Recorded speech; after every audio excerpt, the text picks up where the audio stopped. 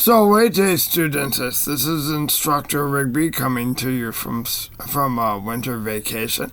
I hope you've enjoyed your snow days and no one hurt themselves or got too cold in the snow or shoveled too much and hurt their back and their knees or something.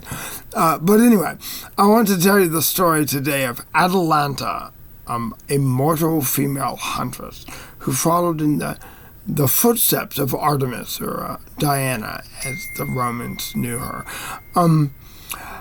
Diana had been offended by the people in an area of Greece called Calydon because they'd failed to sacrifice to her.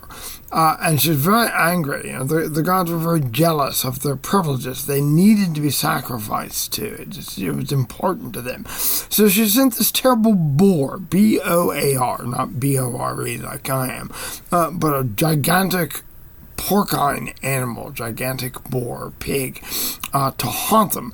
And the authors described this boar as having tusks that curved like lightning and were as dangerous and deadly as lightning could be when it struck you. And this boar went all over the area, killing people and haunting them and making life terrible for them. So one of the leaders in the area, Meleager, of Calydon, decided to go and hunt the boar and kill the boar so they could stop haunting the people. And he gathered a group of people together. I counting him, 42 men, including some of the very most famous hunters of Greece and Roman mythology, including the Gemini, which is particular to me because I'm a Gemini, the twin Dioscuri, Castor and Pollux. But he included in his list one famous huntress woman from Tigria, Atalanta, not Atlanta, which is named after something different, but Atalanta, and I'll spell it for you.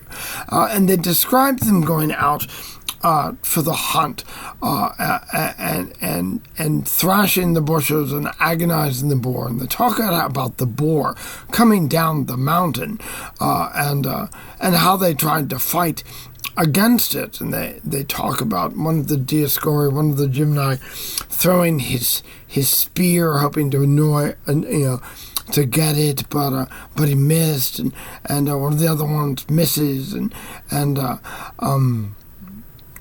then one of the male spear throwers threw a spear, but Diana, to keep it from killing her boar, she took off or flew off the iron tip of the spear, so that all that was left was the wooden shaft, which hit the boar. And they made it just super, super mad.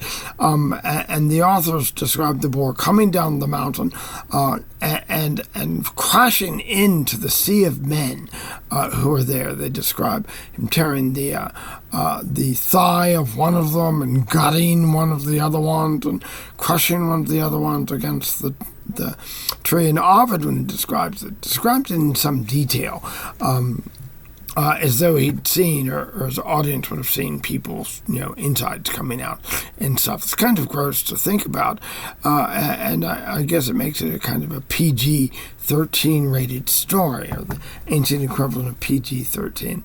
But even the twin Gemini rode forward, and the boar retreated to the woods so that nobody could get to it. But Atalanta calmly draws her bow and shoots at it, and gets it in the back, drawing first blood and injuring it so that it's wounded and can't go forward anymore. And Meleager, when he told this to his friends about this shot, said that you are honored to hear me tell you about what a great shot this was that Atalanta made, wounding the boar. So then the war goes on and crashes into some more people and kills some more folks. And then Meleager finally kills it. And all the remaining warriors, all the remaining hunters, I guess, dip their spears in the blood of the boar. I'm not sure why they did that. I need to look that up. It must have been some sort of hunting ritual they had. And then the spoils of the hunter are supposed to go to someone. The hunter, the conquering hunter, is supposed to get the head and the tusk. And Meleager says that Atalanta drew first blood, and she's the one that wounded it. And he also, I think, had a bit of a crush on her. And he gives the spoils to Atalanta. But his uncles are horrified that a woman would get the honors. So they approach Meleager and they insult him. I'll look up what the insult was. It was kind of complex in ancient Roman. But they insult him, and he throws a spear at one of them and kills them. And then the other one comes, and he goes, he looks at it and goes like, "Oh Lord," and runs off. But Meleager kills him too. And Atalanta gets the spores, and she comes into another story later. Meleager mother, Alcestis, is sacrificing to the gods in honor of her son's victory. But then she sees the bodies of her brothers, because, if they were his uncles, they were his mother's brothers, coming in. And she has a conflict about this. And I'll tell that story at a later time. It's an interesting story. But that's the story of Atalanta.